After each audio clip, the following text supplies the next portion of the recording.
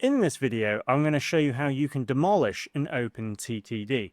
So to demolish, you actually only need to effectively use the landscaping tool. So if you come up here to the top of the menu here and bring up the landscaping tool, you can see here that I have the landscaping tab open. And if I just press this bomb icon here, this is the demolish buildings icon, and then I can go ahead and use this to demolish various buildings. So for example, this house here in this city, if I go ahead and hover over this, you can see that the tile is now highlighted, and by pressing that, I have demolished that for the cost of £375. I do have the ability to do that as well with roads, etc. However, do be aware that if you are demolishing things in a local authority, there will be a limit there. So right now I have a very good standing, but if this comes down through demolishing buildings to say mediocre, that will stop me from demolishing further.